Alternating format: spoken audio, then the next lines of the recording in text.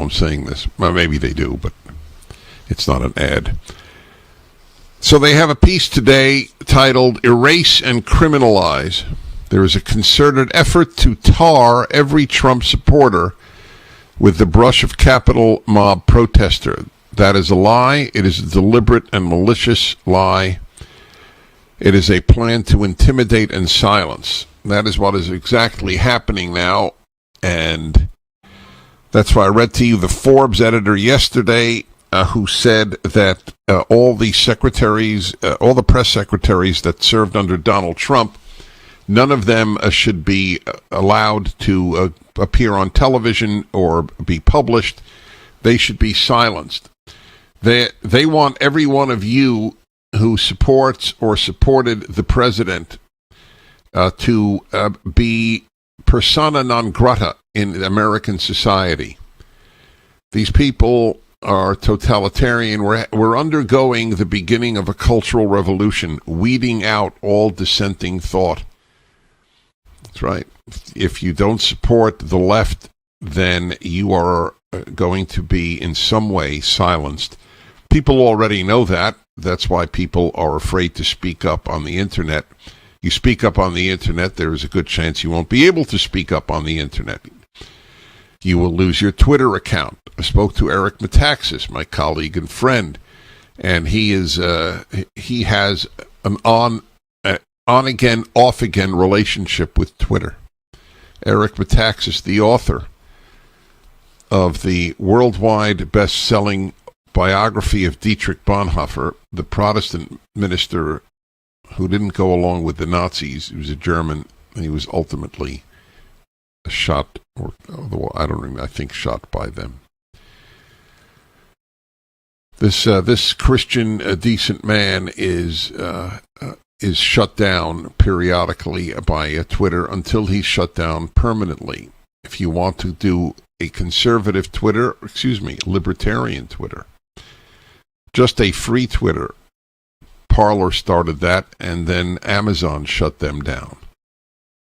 These unprecedentedly wealthy men are all leftists, with very few exceptions. The man who just died this week, Sheldon Adelson, is an exception, for example. I was just on Newt Gingrich's podcast right before this show. He asked me about Sheldon Adelson. I was very touched. Adelson paid all of his employees through the entire lockdown in Vegas. How many leftists did that? Leftists are ruining your business. It's amazing. As our civil liberties are shut down unconstitutionally, unscientifically, in California where I live, it's now approaching a year that restaurants cannot function. There was a 2-month or so period when they could have outdoor dining. Has it in any way helped the stem the virus? I don't believe it has helped one iota. But you can't argue with them, because what they say is, if you stop the lockdown, the deaths are because you stopped the lockdown. But then if you point out, but look at how many died during lockdown, they say, well, you know how many more would have died if there were no lockdown? So there's no way to argue. I have said, as you know, all of my life, the left is totalitarian. I know that when I said it, people thought I was engaging in hyperbole. They don't think so now. Liberals are just the useful idiots of the left. Liberals are not totalitarian, but they vote totalitarian. There's no more unself-aware person in America than the nice, sweet, intelligent liberal. They vote for the most anti-liberal party in American history, the current Democratic Party. And now, if you supported the president in any way, you are verbally tarred and feathered. Their anger that you had the audacity to not vote left. This cannot go unpunished. So now they're having hearings with what is it? A week to go in the presidency. Is the absurdity of it is only matched by its meanness. It's that's why it's done. It's a vendetta. They had hundreds, if not thousands, of riots, destructive deaths of many, the burning of buildings, the burning of businesses, the burning of restaurants, the burning of police cars. Nothing! The response from the left was nothing. The response from the left was, don't arrest anybody. And then they have the audacity to use the Capitol mob as their Reichstag fire. The parallel is almost perfect. Now, do we have a live feed from Washington to hear? I haven't heard any of this. Let's see what it's like in the House of Representatives. Well, all we hear is background chatter. The good old days when all you would hear was background chatter from Congress. All right, it's not. You could turn that off, Sean, because that's not riveting. to be precise. Well,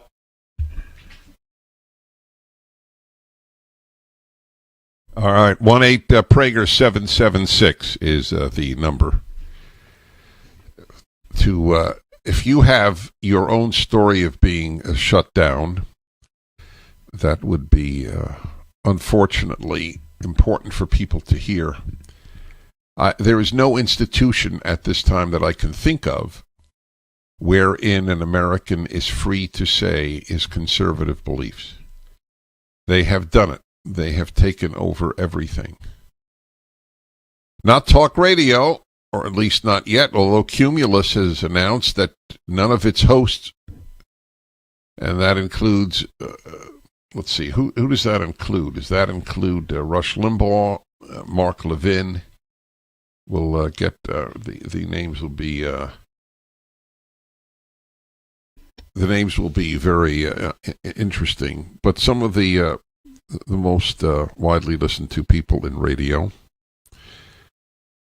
are being told you will be fired if you say that you don't believe the last election was determined fairly. That's astonishing. So for 3 years, the entire left, CNN, New York Times, could perpetrate the clear lie that the Trump campaign colluded with Russia. That was fine. But if you say, I think that there may have been cheating, I mean, would a Democrat cheat? I mean, isn't that silly? The very notion that Democrats would cheat to get their people elected. I said from the beginning I was agnostic. And the reason I'm agnostic is that the anomalies of the election demand some sort of explanation. I just have to go with what seems probable and what seems less probable. First president in 150 years to get more votes than he got the first time and lose. That's an anomaly. 19 counties in the country are considered to be bellwether counties, counties that tell you what the national election will determine. And he won, the president did, 18 of the 19 counties. That's an anomaly. To win those counties, nearly every single one, just but one, and lose. He won Florida and Ohio. It's exceedingly rare to win those states and lose the election. So there are many others. So let's see, Mark Levin, Ben Shapiro, and others. They are being told, you can't talk about this. I am blessed to work for Salem Radio, which does not give me directives on what to say. 1-8 Prager 776 is the number. This is a very bad time in American history. We must disengage from these institutions. I'll be back.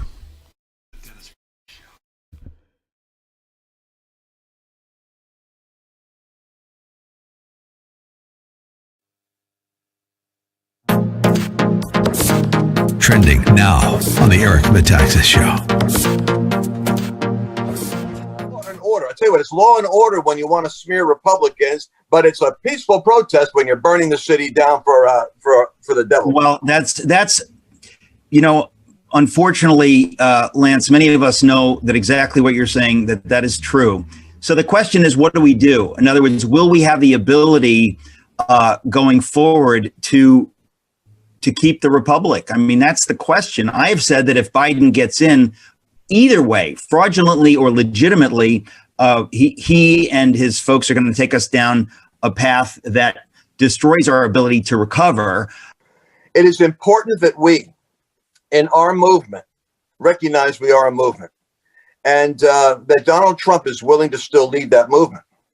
And that movement is going to redefine politics in the Republican Party. And that movement is going to damage the Democrats. And what we must beware of is what happened yesterday cannot ever happen again. We can't give them the gift of having us for a moment do anything that is unrighteous, because they could be unrighteous all day and will never call themselves out. But if they bait us into participating in something they do, it's us that's going to get in trouble. It's like the kid in school who knows how to do something bad, and it's always when turns around their straight face, and the goofy kid who participated, that's the one the teacher caught. That's us. So we got to start with, and I mean it sincerely, no violence, because they would love to come for the guns of lawful people, just like they want to come for the freedom of speech of God's most righteous people. Keep up with what's trending. Subscribe on YouTube today.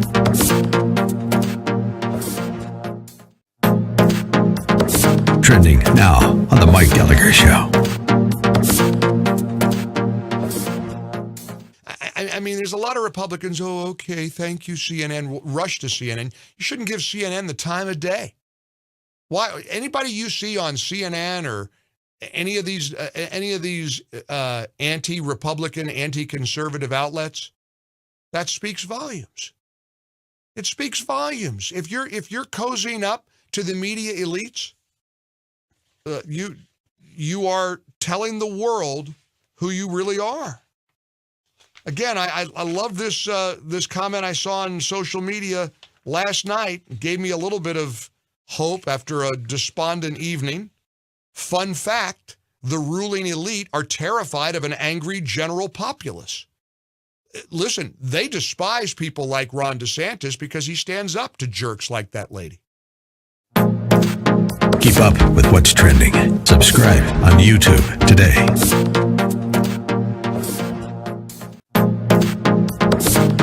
Trending now on America First with Sebastian Gorka. We only deal in the facts, and Katie Pavlich has given them to us. Yes, there were thousands of peaceful Trump supporters that marched to Capitol Hill and that surrounded the building. There were others that broke the law and that gained entry to that building and did damage to that building. But some of the people who were there, disguised as Trump supporters, were in fact BLM and Antifa. Will we ever get to the bottom of what really happened? We are 12 days away from Biden taking over in his installation of Merrick Garland as the Attorney General of the United States. So no, don't hold your breath for some official, judicial conclusion.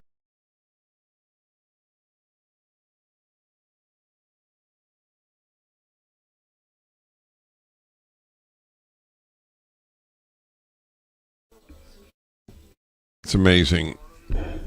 The left-wing induced tension in the United States. I told you it's a tsunami of chaos that they create. such a wonderful place. It had such great employment. I mean, so many wonderful things were happening. But if people are happy, they don't make revolutions.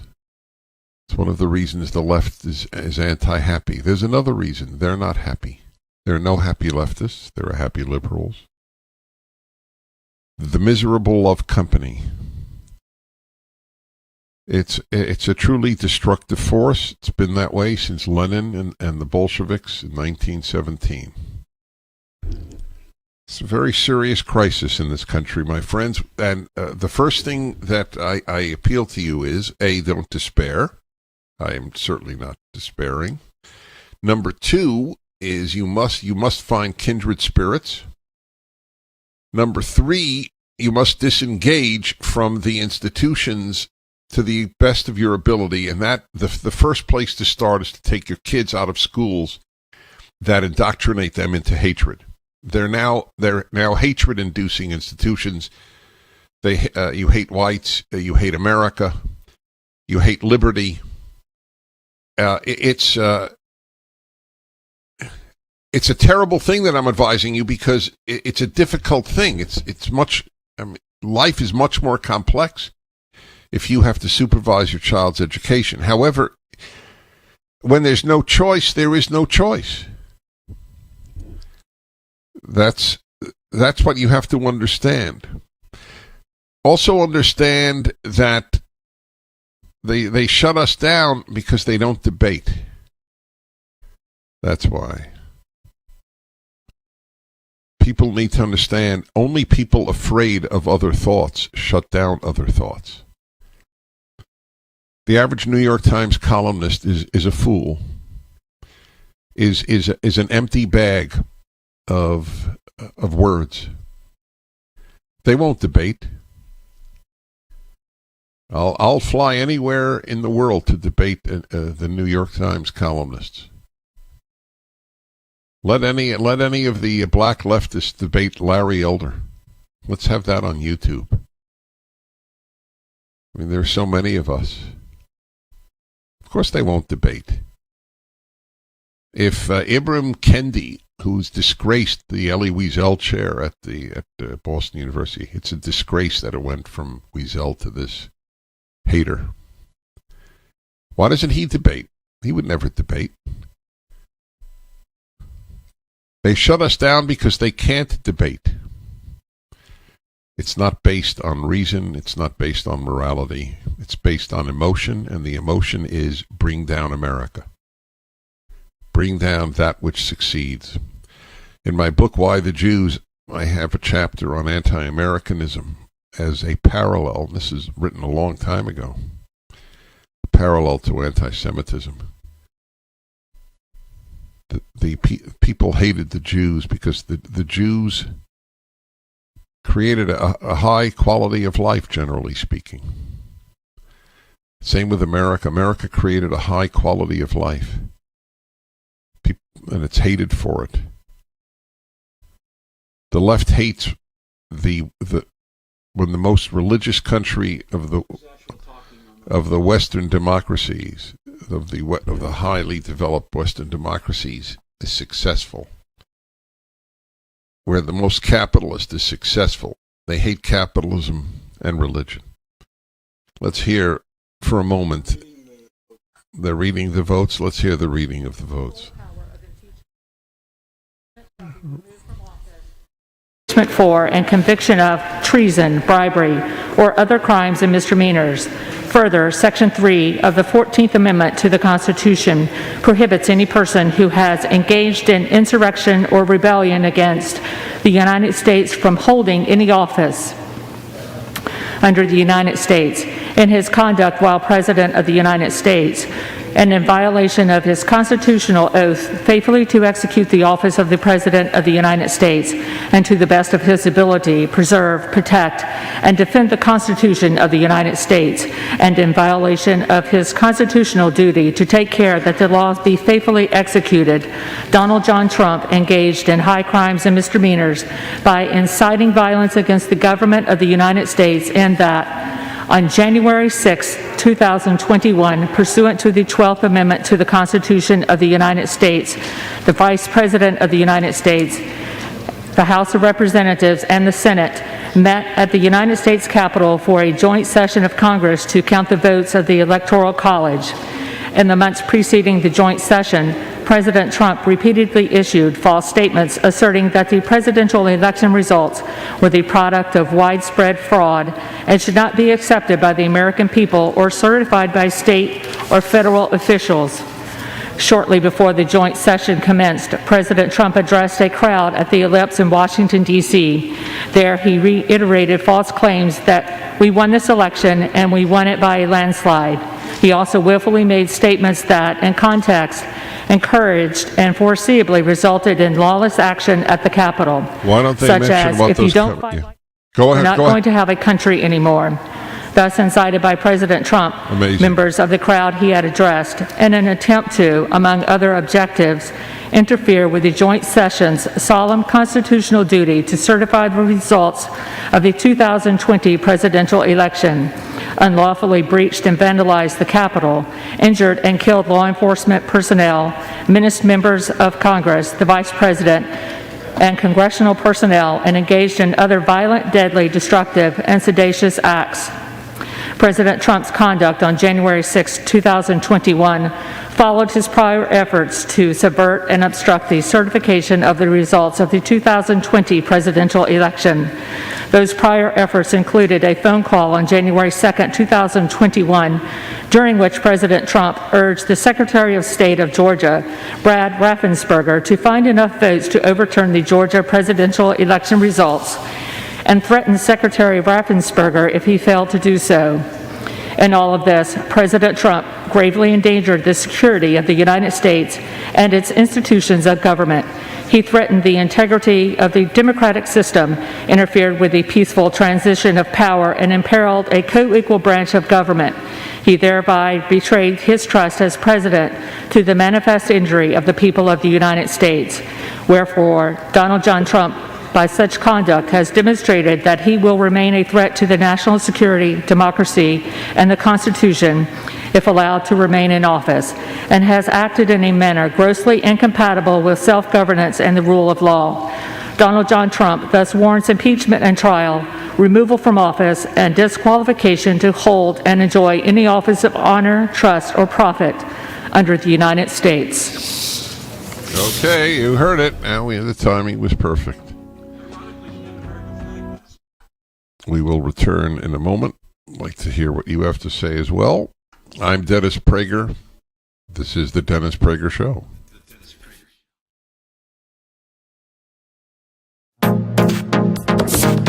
Trending now on America First with Sebastian Gorka. Then, if you go to Sullivan's Twitter feed, some of these things I cannot read out to you on live radio, but he reposted this. Kick these fascists out of D.C., January 6, 2021. Dump Trump for good. Location, Washington Monument, 11 a.m. on the 6th. Then he reposted this, and I'm editing it. F the system. Time to burn it all down. Hashtag BLM, hashtag Antifa, hashtag F the system, hashtag abolish capitalism, hashtag abolish the police, hashtag F Trump. Now, the last little wrinkle in all of this, and you can see this, his face has been identified from video inside the storming of Congress. Not only is his face completely recognizable, he's standing right next to the Air Force veteran, Ashley Babbitt, who was shot and killed in Congress. Not only does he appear in photographs of that incident, the video, at least I think there's two videos, But one of the videos of her being shot and dying inside Congress, unarmed, was in fact taken by Mr. Sullivan. Keep up with what's trending. Subscribe on YouTube today. Trending now on The Charlie Kirk Show. I was watching a certain congressman who I won't name, a former congressman, who 5 or 6 times on television right now, he just said, "I'm so surprised to see this. I'm so stunned to see this." You can be saddened to see it, like I am. But if you're surprised that you're seeing this, then you have done an awful job governing and legislating. This should not be a surprise to anyone that actually understands what is happening in this country. And this is beyond politics at this moment. This is beyond Republican and Democrat. This is a multi-institutional problem that is happening in America. So I want to get into this as we lead. We're waiting for the President of the Senate, the Vice President, to reconvene the session. As we promised you, we're going to be covering this live tonight, and we covered it all throughout the day. What drove those people to scale the walls of Congress today, of which I don't support? But why did they do that? The sloppy and the lazy analysis that is being given is because President Trump told them to do that. That's wrong. That's not true. First of all, he didn't tell them to do that. But that's a simpleton argument. They did that because they don't trust their system. That's why. I just heard Jonathan Turley on Fox News, who I think is a very smart guy, and he said, how could these people not trust their system? What's gotten into them? What's gotten into them? They watch the news. Keep up with what's trending. Subscribe on YouTube today. Trending now on The Hugh Hewitt Show. And the president is addicted to social media and to television and to division, and he's been lying to the American people for 8 straight weeks and planned it long before. No matter what was happening in any state, he was going to say the election was being stolen, and the I'd like to point out again that we go from hysteria to hysteria in this country thanks to the left. There is a pathologic element, many pathologic elements to the left. They are the drama queens. Many of your families have a drama queen. They are unhappy if there is no turmoil. That is the left. They are unhappy if there is no turmoil. Mother, grandmother, daughter. She just said mother or grandmother? Nancy Pelosi? Yeah, I promise you. Uh-huh. Today is the noblest of things, a citizen of the United States of America. Which we're about to give 11 million with my people who voice came in and my illegally. vote, with a plea to all of you, Democrats and Republicans, I ask you to search your souls and answer these questions. Is the President's war on democracy in keeping with the Constitution? Who's making war on Were his words democracy like the an left? insurrectionary mob a high crime and misdemeanor? Do we not have the duty to our oath to do all we constitutionally can to protect our nation and our democracy from the appetites and ambitions of a man who has self-evidently demonstrated that he is a vital threat to liberty, to self-government, and to the rule of law? Okay, all right, it's enough. It's enough because it is truly entering another universe. Who is the threat to liberty? The Democratic Party, the left, the social media tech companies? How has Donald Trump in any way suppressed liberty? Name one way. The threat to liberty is entirely from the left because the left loathes liberty. With liberty, they fail. Because then people are free to point out the vile ideas for which they stand. They hate liberty. Since the French Revolution to the Russian Revolution to the leftist revolution now, they've always hated liberty. How has he suppressed liberty? How do any Republicans suppress liberty? Republicans basically want to leave people alone. Sounds so unsexy, right? Leave people alone. Just a year ago, before the lockdown, this horrendous, irrational, unconstitutional deprivation of liberty, this country was sailing along in such good straits. I mean, things under Donald Trump, the man of the crazy tweets, so many good things were happening. The American economy was in such a terrific state, the lowest unemployment rate ever recorded for Black America. Crime was down. Middle East peace was breaking out against all the experts' predictions. Oh, if you move the embassy from Tel Aviv, right, it'll cause worldwide eruptions. Let's hear Jim Jordan.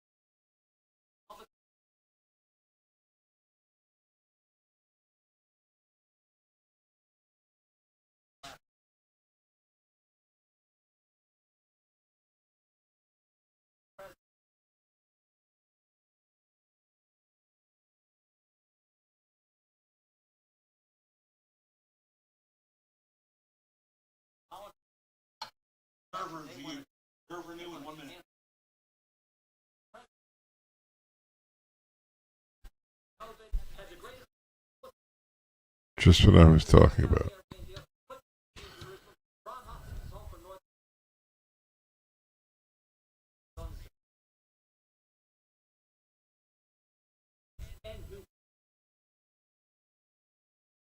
That's right.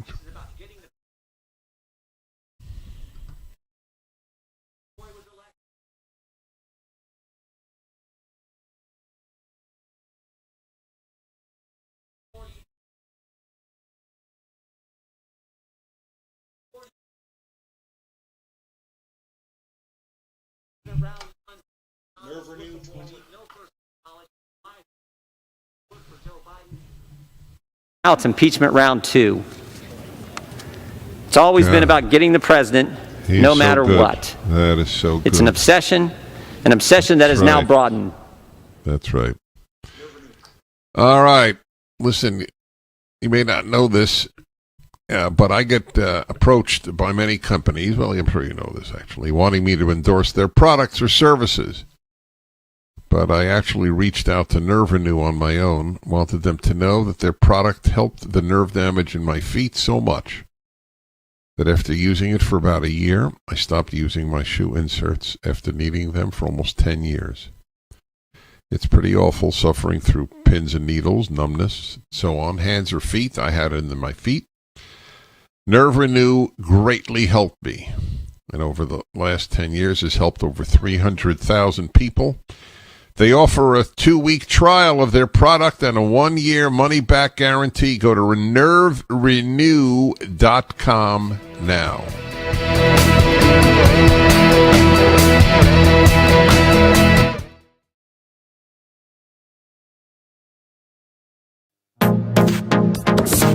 Trending now on The Larry Elder Show. I'm watching this thing, and I'm looking at this horrific scene of how these people breach the Capitol building, hoping nobody gets hurt, hoping the officers are able to maintain order, hoping there's no destruction of valuable, artifacts and things like that in that building.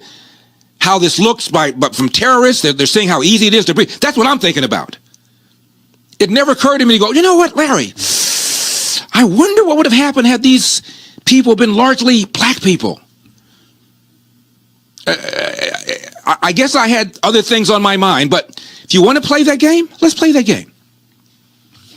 Holding in my baby brown libertarian fingers, article from the Wall Street Journal, April 27, 2016, headline: "This study found race matters in police shootings, but the results may surprise you." In the article, very detailed, I urge you to go get it yourself. We have it up on LarryElder.com, and it goes through a very thorough analysis of how studies, analyses, research back to the 70s show the police more hesitant, more reluctant to pull the trigger on black suspects than on white suspects. Washington State, over a series of years, studies, all of which reached the same conclusion. Officers were 3 times more hesitant to pull the trigger against a black suspect than a white suspect. So, you want to play this game about what would have happened had the protesters been black? The likelihood is they would have pulled back even more, and the building would have been trashed more. Keep up with what's trending. Subscribe on YouTube today.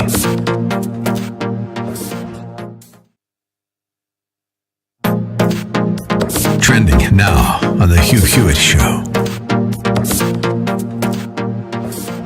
Governor, you were the first of the major Republican contenders in 2016 to endorse the president. Do you regret that decision? I do not, Hugh. I do not, because I knew when I dropped out of that race and then after the South Carolina primary that none of the other people on that stage were going to beat Donald Trump. He was going to be the Republican nominee, and I was completely committed, in fact, in some ways desperate, to make sure that Hillary Clinton was not the next president of the United States. And when you look at the tax cuts, the regulation cuts, most importantly, the judicial nominees, the problem is that the president's behavior at times has obscured his accomplishments. Oh, I agree. The JCPOA and the Abraham Accords, there's a great list.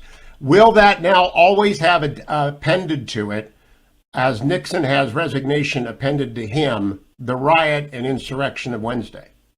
Of course it will. That was a scene and a set of actions that really, I think, shook the American people.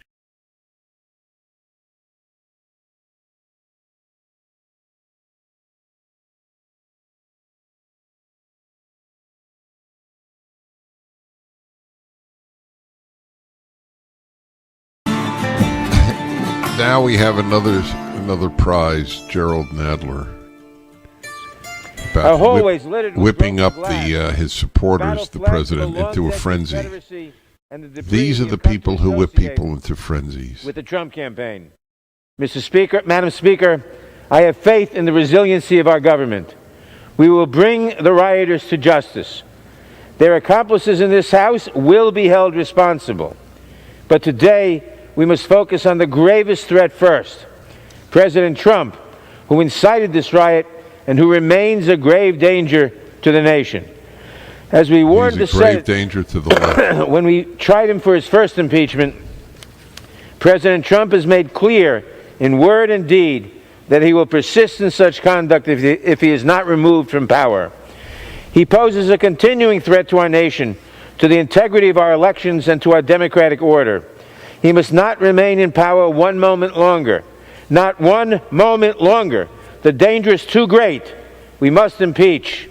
I reserve the balance of my time. The gentleman reserves the balance of his time. The gentleman from Ohio is recognized.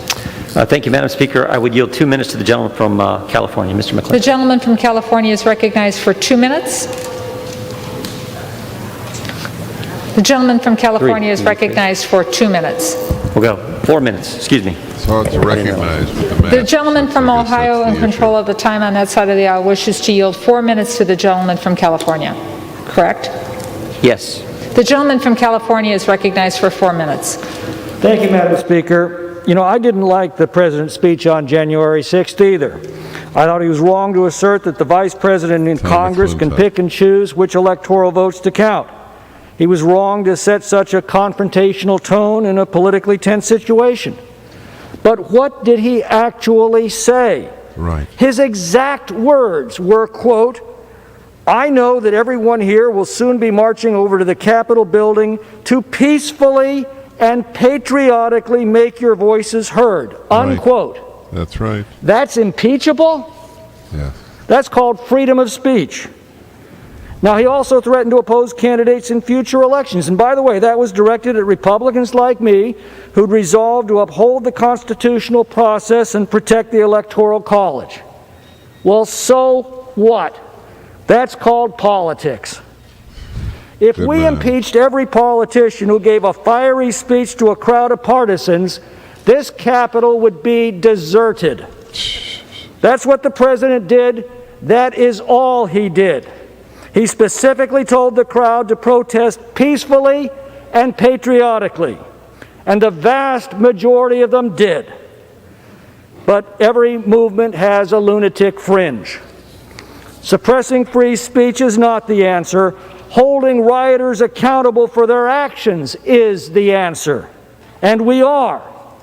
And if we'd prosecuted BLM and Antifa rioters across the country with the same determination these last 6 months, this incident may not have happened at all. Wow. Now, short of declaring war, the power of impeachment is the most solemn and consequential act that Congress can take.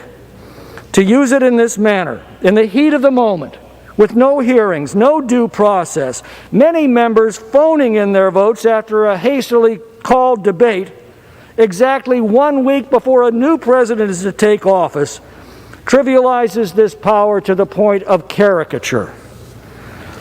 The Democrats have won everything in sight: the House, the Senate, and the presidency. In a republic, that calls for magnanimity by the victors. Only in a banana republic does it call for vengeance. No. This guy's Benjamin good. Franklin warned us that passion governs, and she never governs wisely. Oh. In our passions this week, we've set some dangerous new precedents that will haunt us for years to come. Yesterday, we redefined intemperate speech as a physical incapacity requiring removal from office. Today, we define it as a high crime and misdemeanor. Well, the moment any member of this body gives an impassioned speech and the lunatic fringe of their movement takes license from it, be prepared to answer to this new precedent that we established today. Now, I could cite plenty of provocative speeches made by Democrats that directly preceded violence this summer, but we've already had enough of that. You know, after 600,000 Americans had perished in the Civil War, Abraham Lincoln appealed to the better angels of our nature. He said, "With malice toward none, with charity for all, let us bind up the nation's wounds." Those words were so important to the unity of our nation, they're inscribed in marble at the Lincoln Memorial. I cannot think of a more petty, vindictive, and gratuitous act than to impeach an already defeated president a week before he is to leave office. President-elect Biden's promise to heal the nation becomes a hollow mockery in the harsh reality of this unconstitutional act. God help our country. Has expired. Good job, Tommy. The gentleman from Ohio reserves. Reserve. The gentleman from New York is recognized. And now yield 1 minute to the gentlelady from California, Ms. Lofgren. The gentlewoman from California is recognized for 1 minute. Madam Speaker, I'm the only member of Congress who's been involved in all 3 of the last presidential impeachments. Those were long proceedings. Today, we don't need a long investigation to know the president incited right-wing terrorists to attack the Congress to try to overturn constitutional government. The actions were in public, plain as day. All right, we've had enough. That mob was overturning the government. I condemned them so quickly that I think it took me a matter of minutes. They disgraced our cause. But to say they were overturning the government, posing for stupid pictures, sitting in Nancy Pelosi's chair.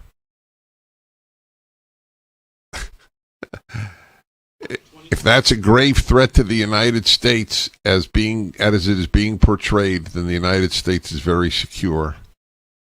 These are the people who said nothing all summer with the really, really serious riots.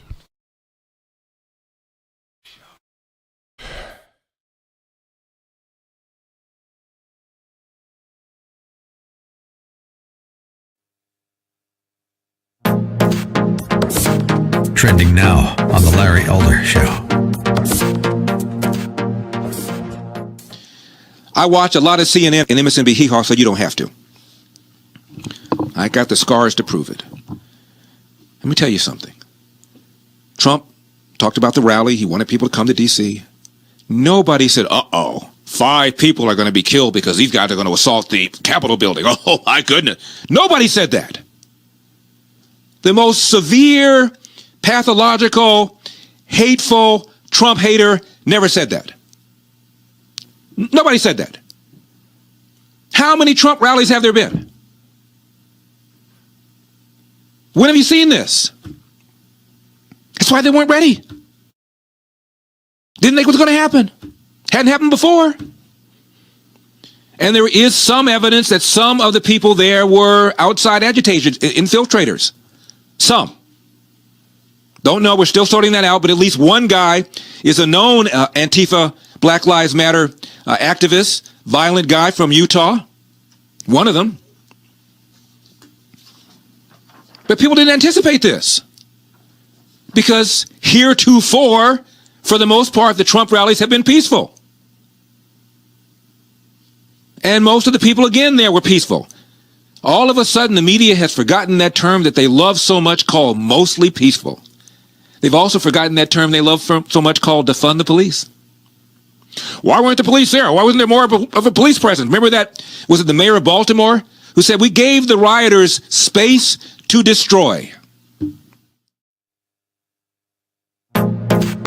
Keep up with what's trending. Subscribe on YouTube today.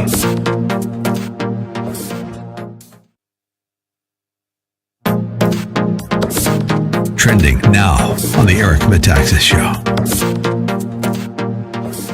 Law and order. I tell you what, it's law and order when you want to smear Republicans, but it's a peaceful protest when you're burning the city down for the devil. Well, that's unfortunately, Lance, many of us know that exactly what you're saying, that is true. So the question is, what do we do? In other words, will we have the ability going forward to keep the republic? I mean, that's the question. I have said that if Biden gets in, either way, fraudulently or legitimately, he and his folks are going to take us down a path that destroys our ability to recover. It is important that we, in our movement, recognize we are a movement, and that Donald Trump is willing to still lead that movement. And that movement is going to redefine politics in the Republican Party. And that movement is going to damage the Democrats. And what we must beware of is what happened yesterday cannot ever happen again. We can give them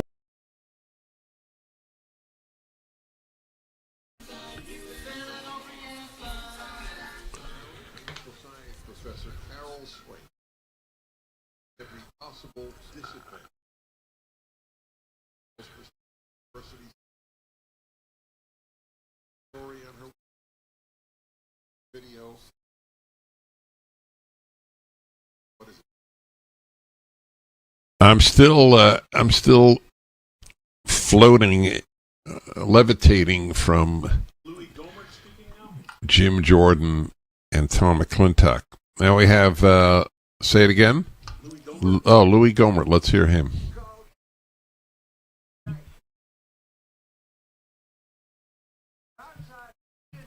To be impeachable because we didn't believe she surely meant that. But by the Democrats taking this action, you're telling me, no, when we say those, we actually mean to incite violence.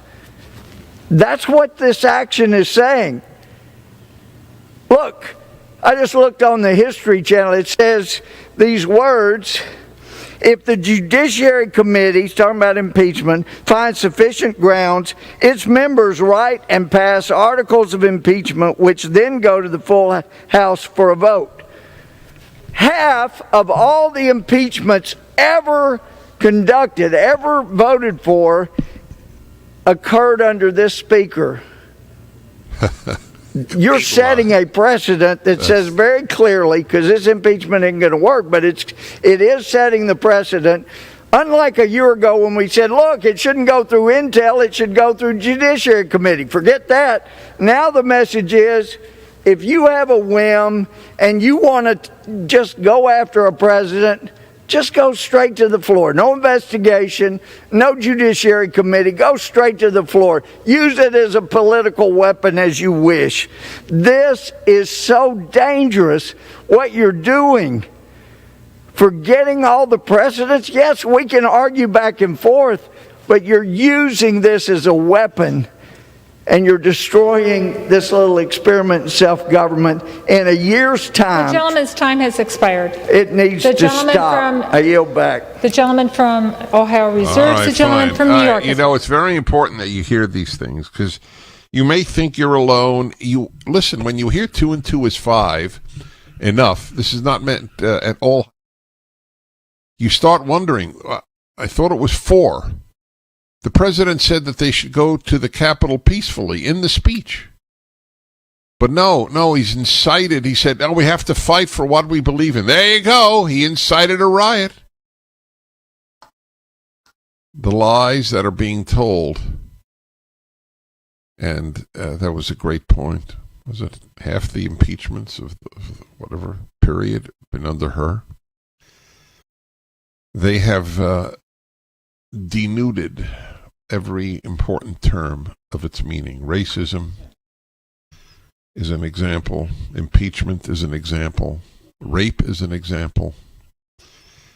The left is the bad part of the human.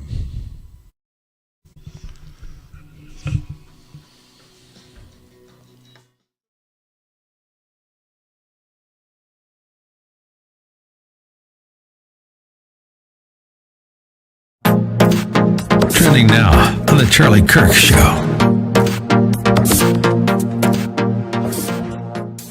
The last year we have seen BLM Incorporated rioters burn down the cities of our country with very little to any of arrests happen. We saw Antifa go after conservatives and kill a conservative in the street of Portland.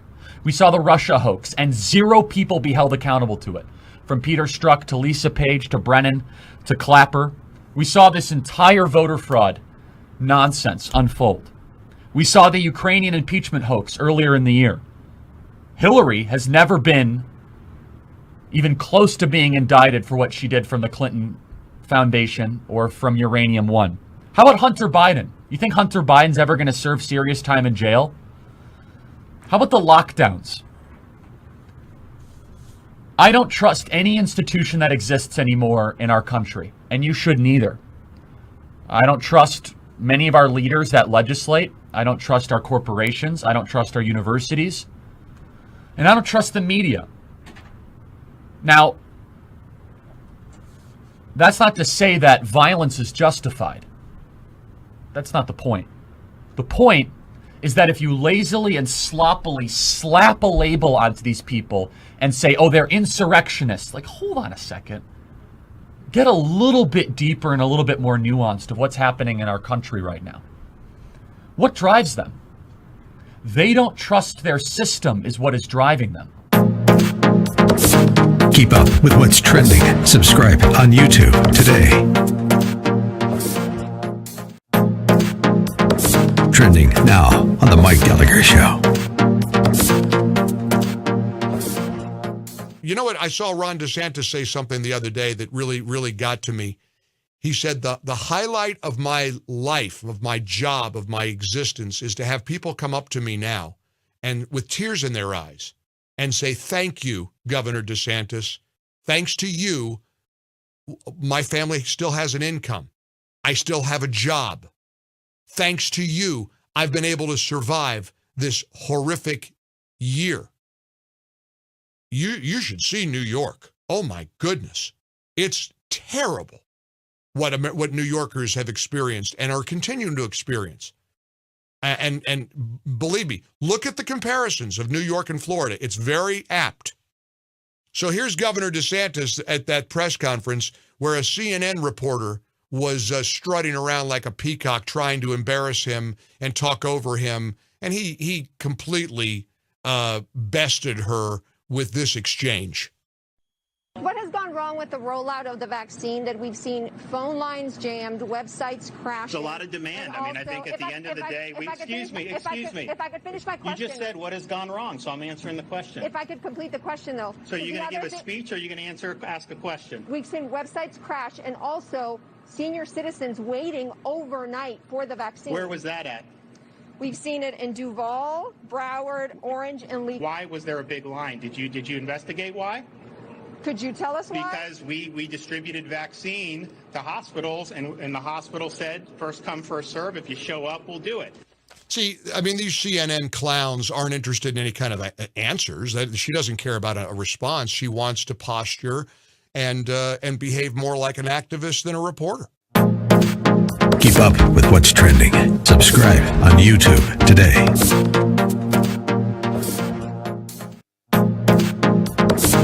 Trending now on The Larry Elder Show. I'm watching this thing, and I'm looking at this horrific scene of how these people breach the Capitol building, hoping nobody gets hurt, hoping the officers are able to maintain order, hoping there's no destruction of valuable, artifacts and things like that in that building. How this looks but from terrorists, they're seeing how easy it is to breach. That's what I'm thinking about. It never occurred to me to go, you know what, Larry? I wonder what would have happened had these people been largely black people. I guess I had other things on my mind, but if you want to play that game, let's play that game. Holding in my baby brown libertarian fingers, article from the Wall Street Journal, April 27, 2016, headline, "This study found race matters in police shootings, but the results may surprise you." And the article, very detailed. I urge you to go get it yourself. We have it up on LarryElder.com.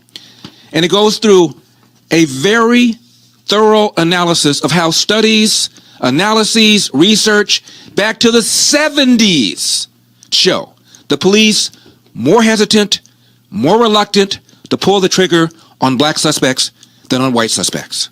Washington State, over a series of years, 3 studies, all of which reached the same conclusion.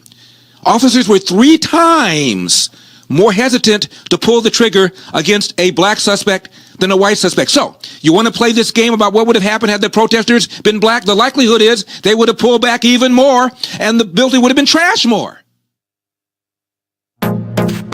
Keep up with what's trending. Subscribe on YouTube today.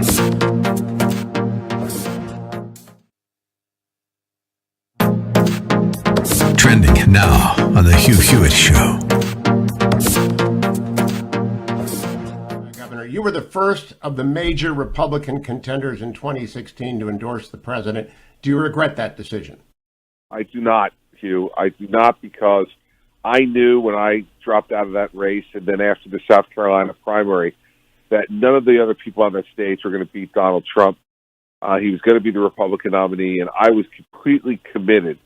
In fact, in some ways desperate to make sure that Hillary Clinton was not the next president of the United States.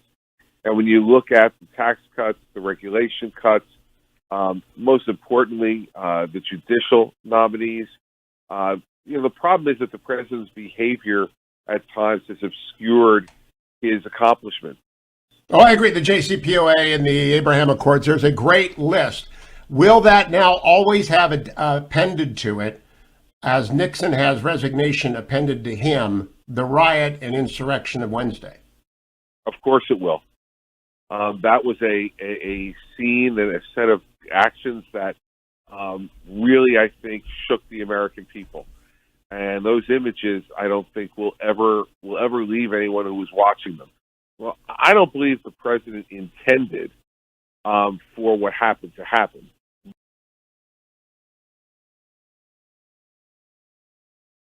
Prager here. Normally we would have the male-female hour. I very rarely cancel it. Usually it's a Wednesday after a Tuesday election, and that's about it. But I am today because there's an impeachment process taking place, and the crisis of the country demands at this time attention to that rather than the male-female hour, which bugs me because I certainly believe that there's so much more to life than politics. Why I have a happiness hour, an ultimate issues hour, and a male-female hour, and talk about all sorts of things on other hours.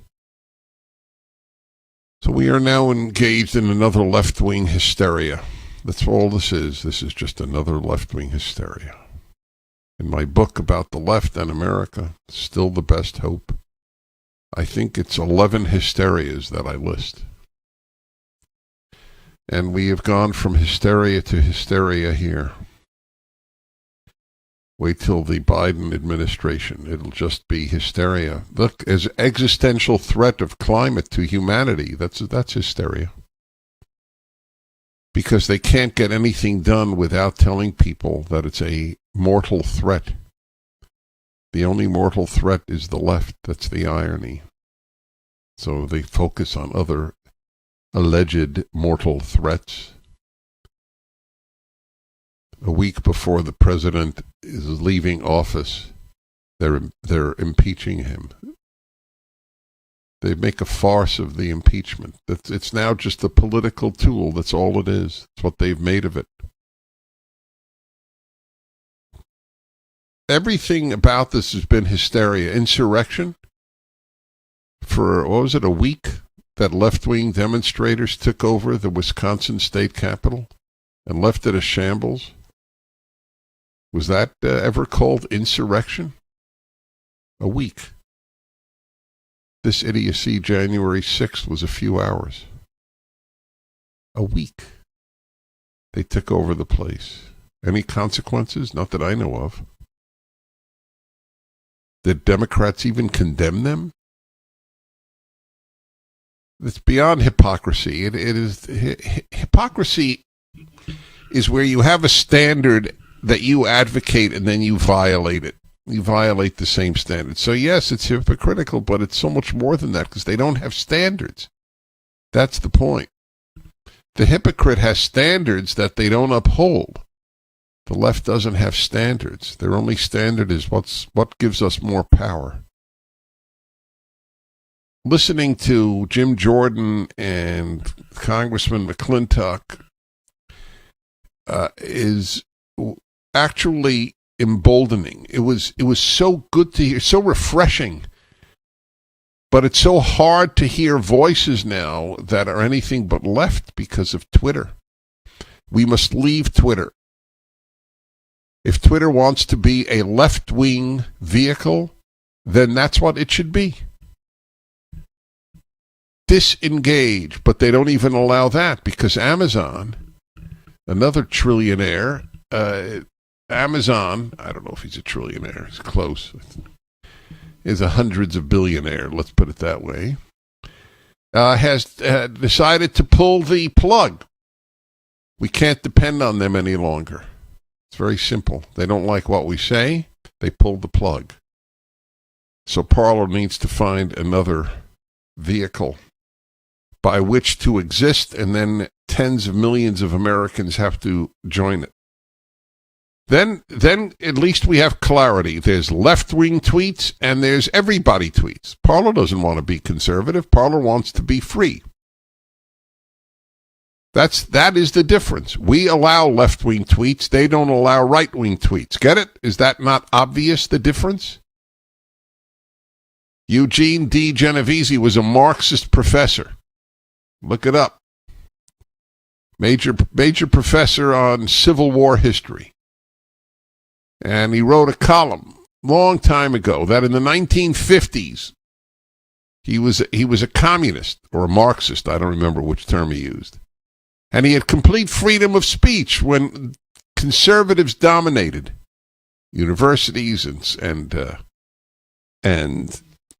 politics. He had complete freedom of speech. Conservatives don't shut you down. It's not in our temperament. It is not in our outlook. Say what you want and let us say what we want. That's what we want. That's all we want. We don't want a right-wing Twitter. We want an open Twitter. That's the difference. That is a huge difference. Make that point to your children who went to college or now high school.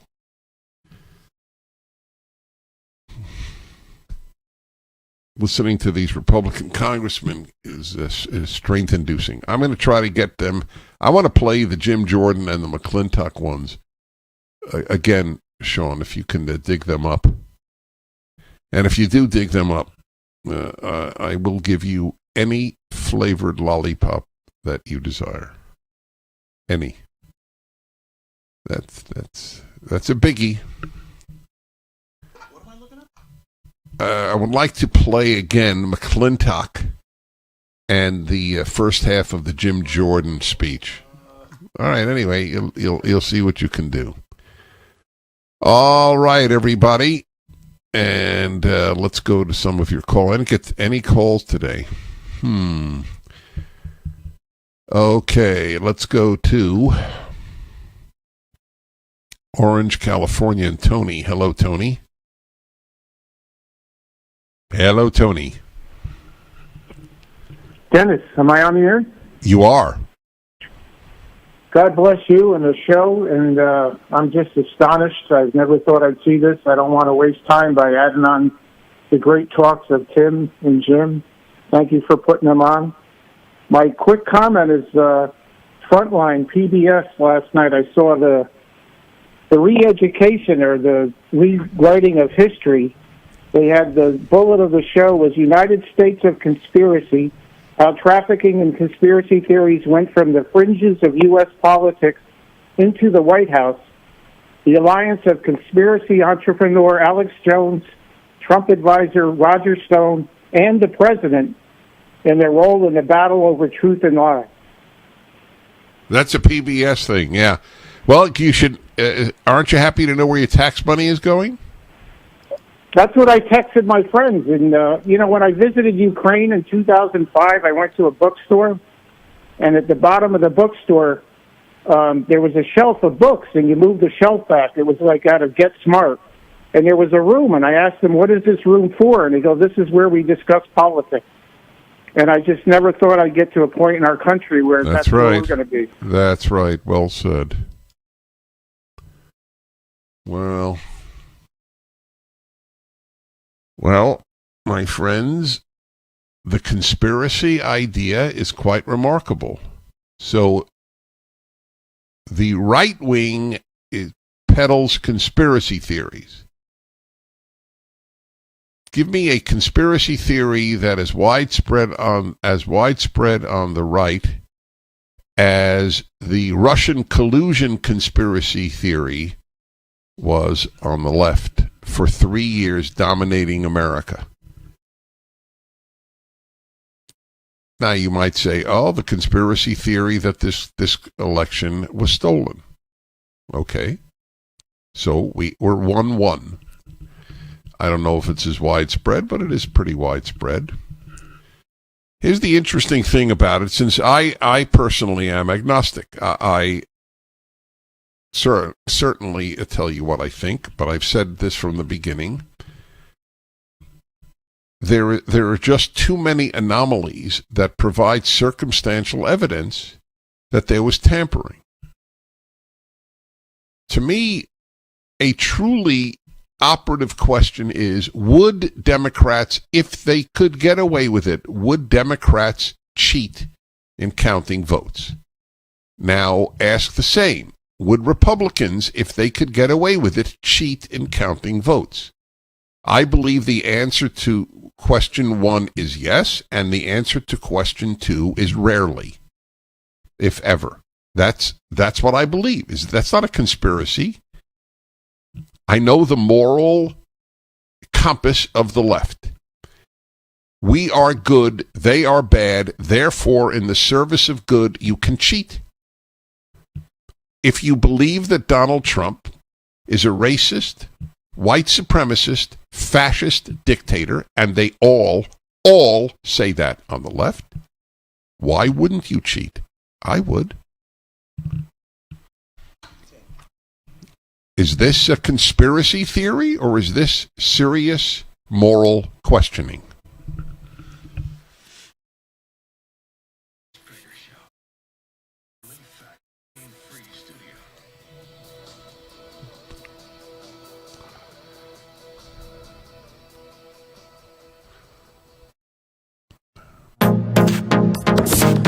Trending now on America First with Sebastian Gorka. Then, if you go to Sullivan's